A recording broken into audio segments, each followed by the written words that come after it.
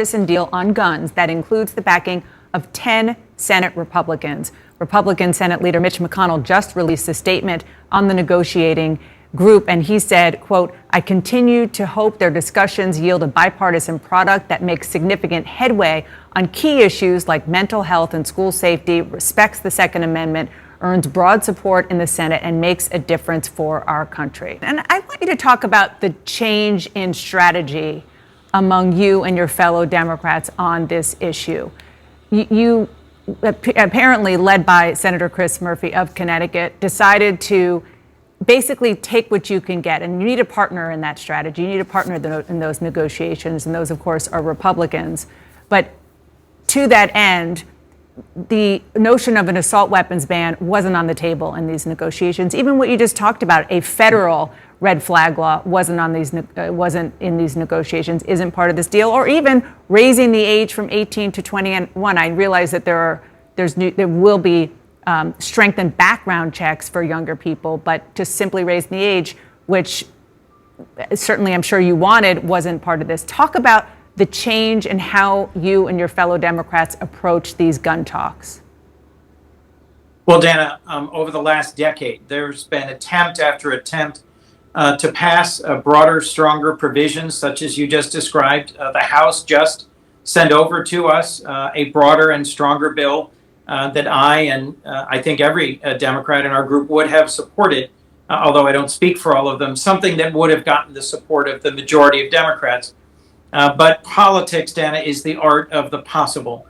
And frankly, it really helped to have Senator John Cornyn, a conservative, aggressive Republican from Texas. I have legislated with John on a number of issues. In fact, the last bipartisan bill relating to gun safety to get to President Biden's desk was a bill that Senator Cornyn and I wrote, worked on, and got included in the Violence Against Women Act. It was the NICS denial notification bill that's now law.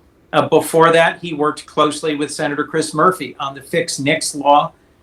It was critically helpful to have Senator Cornyn, a member of the Judiciary Committee, a tough on crime conservative Republican, making it clear what was possible and what might get more than 10 Republican Senate votes. He was the whip of the Senate Republican Conference, the person who corrals votes for the leadership. And so he had a very well-defined sense, he and Senator Tillis, of what was possible. And I think the approach that Senator Murphy and Senator Sinema took as they were initially negotiating with Tillis and Cornyn was, let's explore what's possible, what can get more than 10 Republican votes, because frankly, to come up short in this moment, to deliver literally nothing again, was just too hard a prospect to contemplate. Before I continue with this lesson, I want to give all honor, praises, and glory to Yahweh Bahashim Yahushai, Bahashim Wakakodash. I'm going to say Barakatah Yashallah, Barakatah Yahoda. We're going to give double honors to the apostles and elders, the great millstone, who teach them well. We're overseeing the construction of the tabernacle of David, more perfect tabernacle. Shalom to the Yakin, while Akwaf scattered abroad.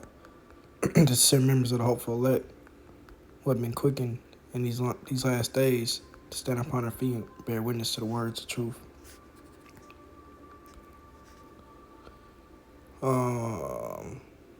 Let's go to Mark. Let's see.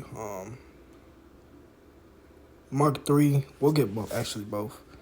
Mark 3:27 says, "No man can enter into a strong man's house and spoil his goods, except he will first bind the strong man, then will he spoil his house." Let's go back.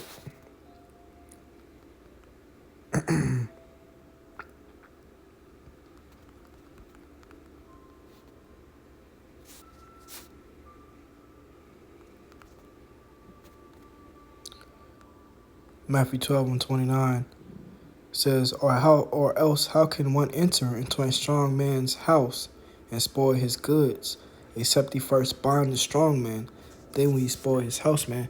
And our Lord and Savior Yahushua Mashiach, a man of deep wisdom, used this parable to illustrate not only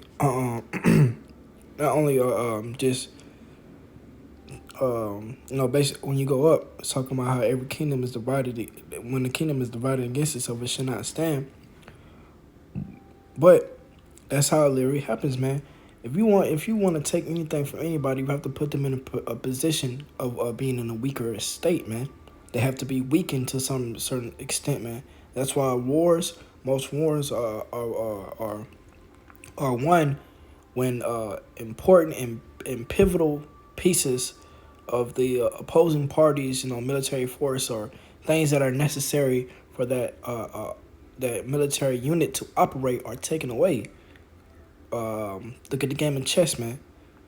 Once you are able to drastically and critically change and limit your opponent's movement, especially across the board, that's when you're in the most position, not the most position, but you're in the best position to win. That's what's going on. That's why I started the video off with them speaking about the guns, man, because let's just look it up, man. We need to understand why are they going for the guns. It's because they want to bind the strong man, not the strong woman, but the strong man. Because more often than not, the man is going to be the one that is going to be in possession of the firearms. Not only in the possession of firearms, but have the spirit to use such firearm in defense of his property himself. I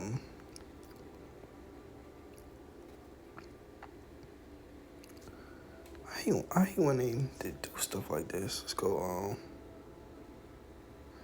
This is the Second Amendment to the United States Constitution. The Second Amendment to the United States Constitution protects the right to keep and bear arms. It was ratified, blah, blah, blah, blah, blah. I want to see the whole thing.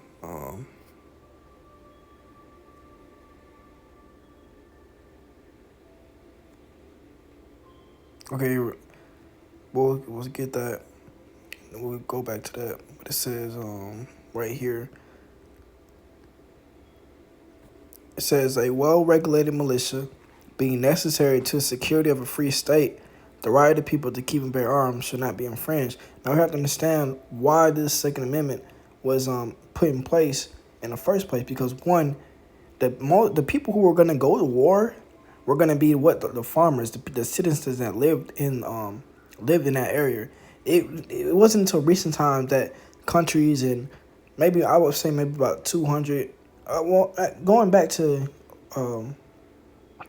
back in the old days, but being a part of a military as your sole occupation is a fairly new concept, because in the old days when you had war, you would raise up the farmers would raise up the people, the men in the town. They would raise up and leave, and then once the war was over, they would go back to their regular occupations, whether it be carpenters or there be farmers or butchers or this, that, and the third.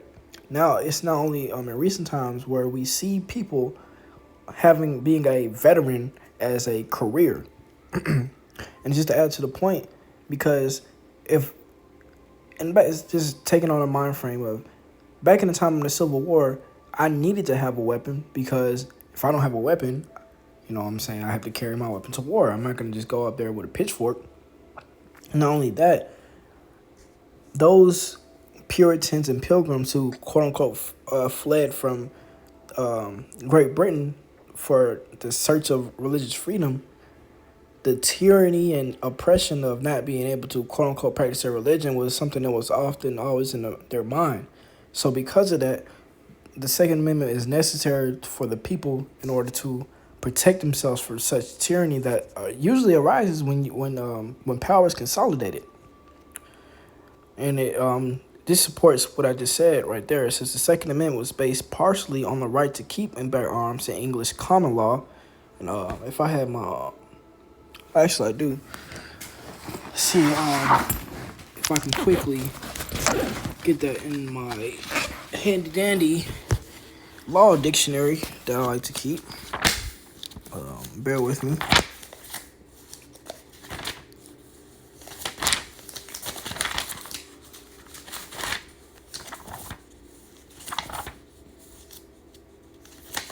Just lock in.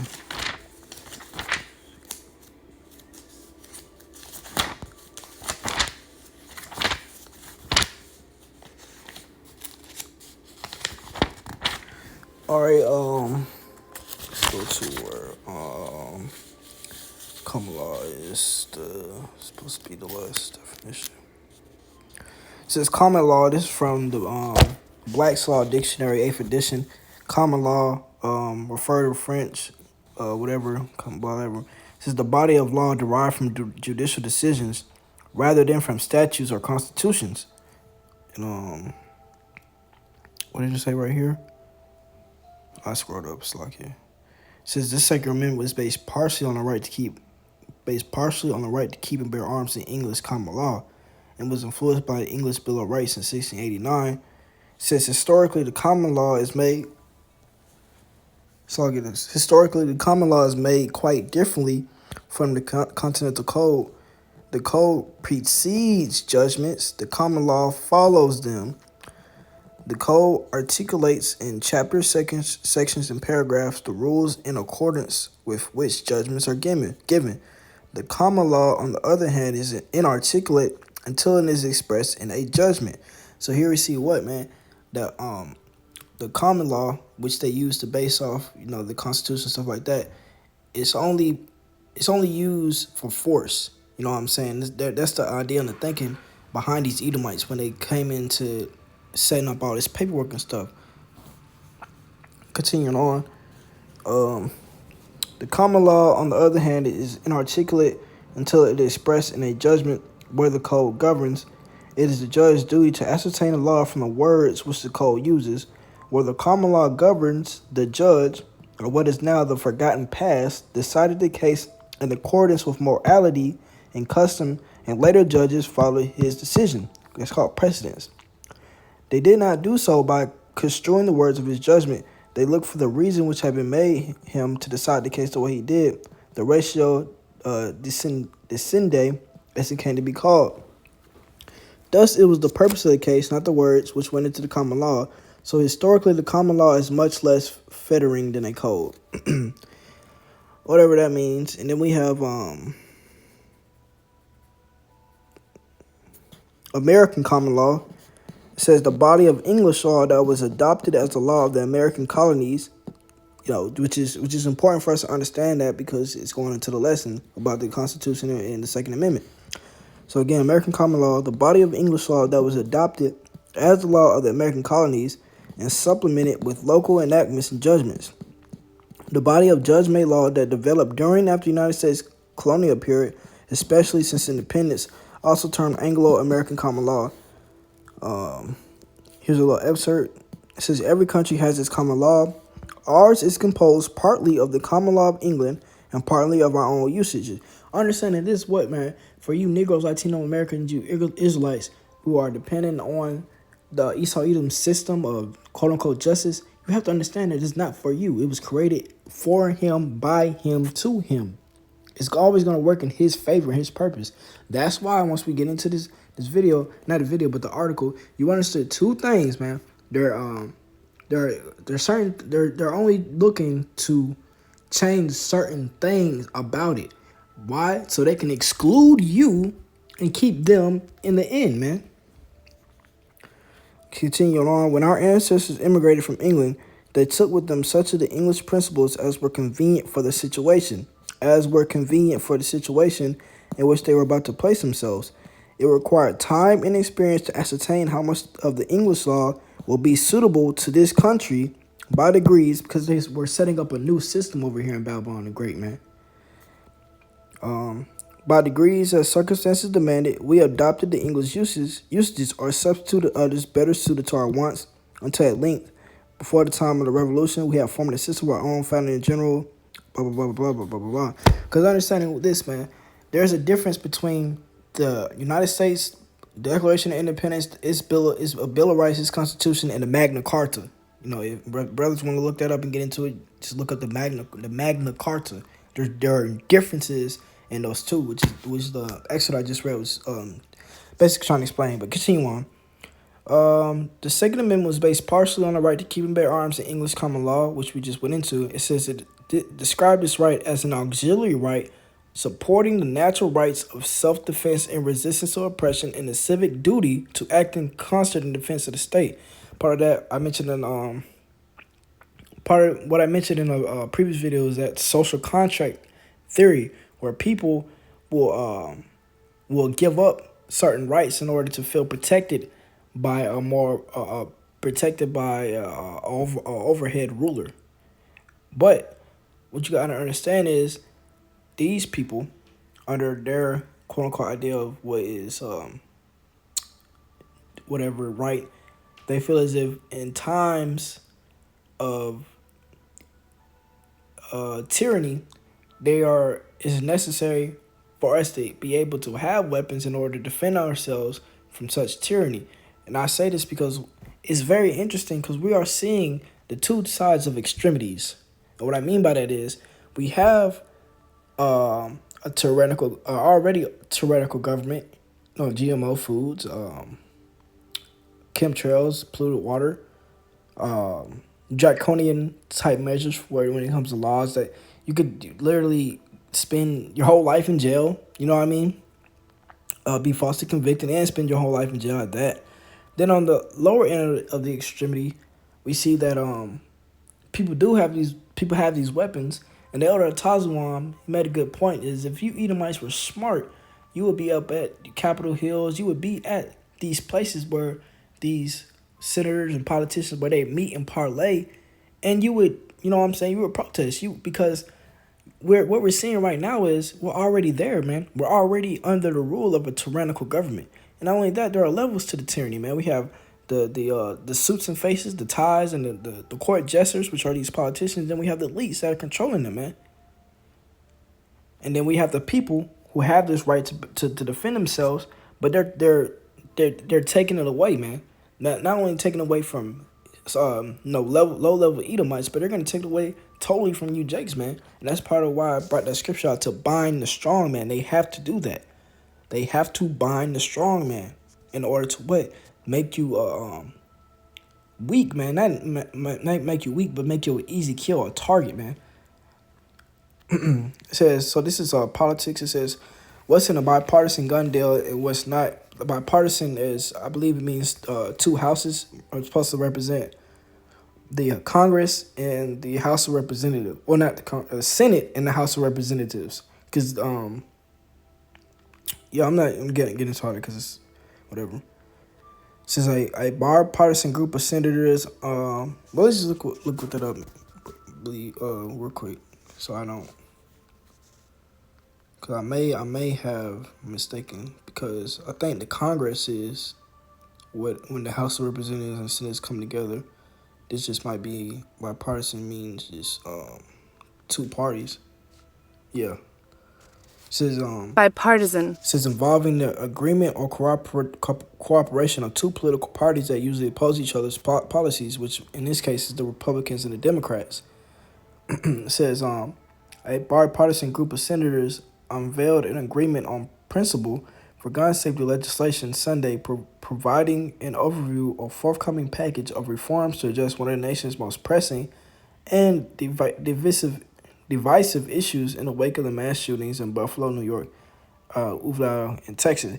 And understand this is how they use their false flags, because, again, according to that social contract theory, when people don't feel safe, when people need to feel safe and protected, they want to protect their resources, their lives, their families, they become more willing in the face of danger to give up rights in order to feel to have a more a higher level of security and protection. It says one of the biggest factors still to be sorted out in the framework agreement is how the legislation will be written. The announcement includes the support of 10 Republican senators, which is not a lot, which would give the proposal enough support to overcome the Senate filibuster. But maintaining it through the legislative process will be a massive challenge for lawmakers to accomplish before the next congressional recess in 2 weeks. Can we just get to the point? Jeez. Okay, so reform included in the argument. Red flag laws.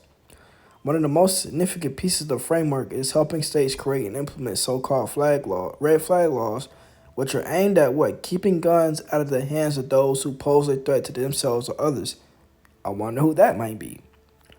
This legislation would prove, because let's get a simple scripture. Um, we're not gonna um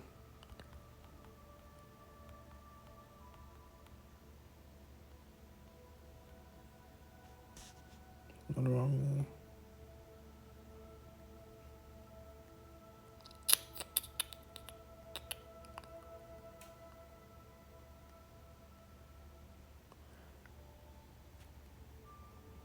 It's like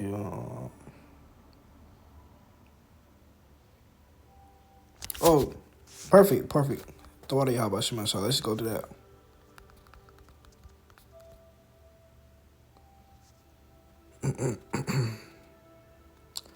So this is Revelation 13 and 5. Speaking about the beast, man, which is what NATO and EU, the revitalized Roman Empire, which is NATO and the EU. And there was given unto him a mouth speaking great things and blasphemy, and power was given unto him to continue 42 months. And he opened his mouth in blasphemies against the Most High, to blaspheme his name and his tabernacle unto them that dwell in heaven. And what it was given unto him to make war with the saints and to overcome them, and power was given him over all kindreds, tongues, and nations. So you got to understand that what that is their whole purpose is to make war with the saints, which are the Israelites, since which are aimed at keeping guns out of the hands of those who pose a threat to themselves or others. This legislation will provide significant funding to help states create new red flag laws, but the 19 states and Washington, D.C. that already have these laws on the books would also be eligible for funding to improve the effectiveness of their established programs. Since mental health and telehealth investment, the proposal also includes major investments to increase access to mental health and suicide prevention programs and other support services available in the community, including crisis, trauma, intervention, and recovery. What does that sound like? Well, let's get another scripture. Deuteronomy 28, and I was just there, it was like 40.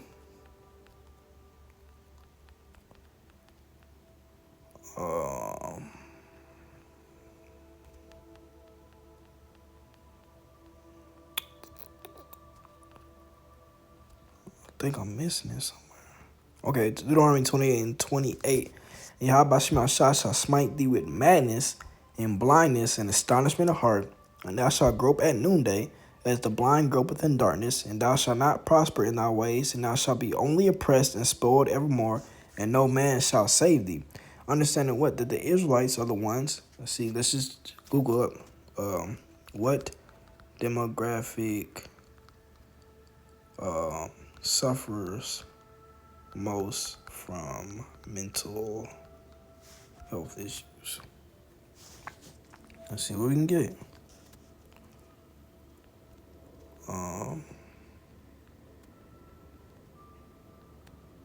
Why can't you just show me a chart, man?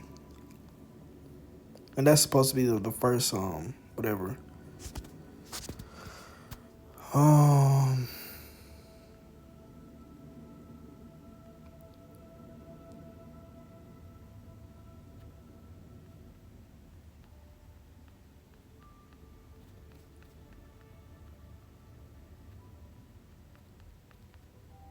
See, now they don't. Okay, race and ethnicity. What is the? Which one is it?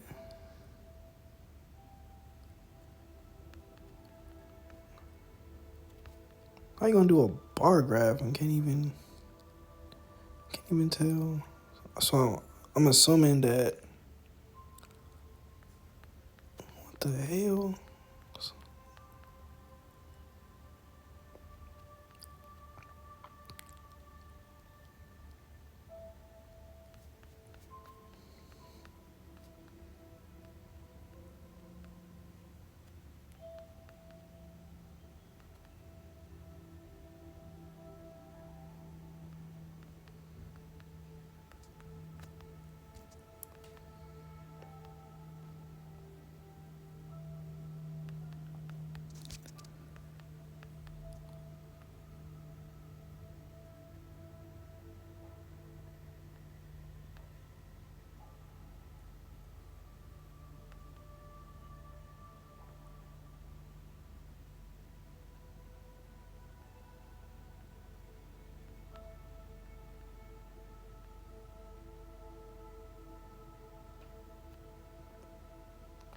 So it says overall mental health conditions occur in Black and African American people in America about the same or less frequency than in white Americans, which is a lie. It says, however, the historically Black and African American experience in America has and continues to be characterized by trauma and violence more often than for their white counterparts, and impacts emotional and mental health of both youth and adults. So how does that make sense? That's kind of a contradiction. If my plight and my experience here is different than the plight and experience of my racial counterparts, and how do we suffer from mental illness at the same rates when the social and mental triggers are varying at different extremities? It's stupid. Even with that, I'm not gonna look for no statistics because we all understand this is for believers, man, not for people who are just passerbyers, whatever. Let's keep going on. It says, closing the so-called boyfriend loophole. The senator said the legislation will address the so-called boyfriend loopholes, which deals with whether unmarried partners could keep guns if they were found guilty of violence against a dating partner. Blah, blah, blah. So it says right here, enhanced review process for buyers under 21. Why is that? The other major change in the legislation is issuing a more thorough review process for people between the ages 18 and 21 who go to buy a gun like an AR-15. Understanding this, they're only going after assault rifles, high damaging, high clip. I can't even say high clip capacity because you got dudes putting drums on a Glock, man. So it's like this is why Esau Edom is just you just don't really know what the deal is with Esau Edom, because it's like, bro, you don't come with solutions, you just come with answers. So it says under a background check review, the National Instant Criminal Background Check System would have to also contact state and local law enforcement to search for any disqualifying mental health or juvenile records, according to Democratic Aid.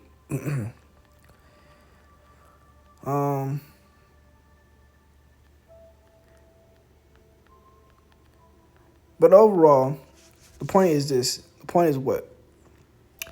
Although we understand that this is going to target Jake and try to get Jake from not being able to purchase weapons, it's going to start to affect lower level Edomites. When I mean lower level Edomites, I mean the Edomite that you know that works at McDonald's, the Edomite that works in the gas station, the Edomite that's your manager. He might be your shift lead. He might be store manager, stand and third. Those type of Edomites is going to affect them as well, because we've all been, now in these last days, we've all been lumped into the same category as useless eaters. Now, we understand that there's going to be a lot of things that are going to pop off what the scriptures call, what the scriptures describe as civil unrest. And this is going to be one of those things, because one, this is Esau's blessing. All of it. That's just like the kingdom of heaven is going to be for all Israelites, and it's all Israelites' blessing. The sword was every Edomite's blessing. Now we have Edomites trying to take away their Edomites' blessing from other Edomites. And it's going to lead from what? They're not people, even though all Edomites don't have the same experience and level of wealth, they're all still Edomites. They all still have the spirit of wickedness inside of them. They all still, they all still have, like I said, that spirit inside of them. So to have their birthright being taken away by their own countrymen is going to lead to, because it's not going to be Jake, man. Honestly, because Jake doesn't, he can't do shit here in Babylon the Great, man. Jake doesn't have the resources, the training, the thought process to even be able to come to, because Jake can't come together with Jake for too long and it actually be successful. So, and me speaking as a man, what's gonna pop this civil unrest off, this civil war that the mighty men of GMS have prophesied about, it's gonna be those Edomites, man, those lower level, middle class Edomites who have been lumped in with us Israelites, man, just by proxy. So 2 Ezra 15 and 14, woe to the world and them that dwell therein, for the sword and their destruction draweth nigh, and one people shall stand up and fight against another in swords in their hands. For there shall be sedition among men, and invading one another. They shall not regard their kings nor princes, and the course of their actions shall stand in their power, man.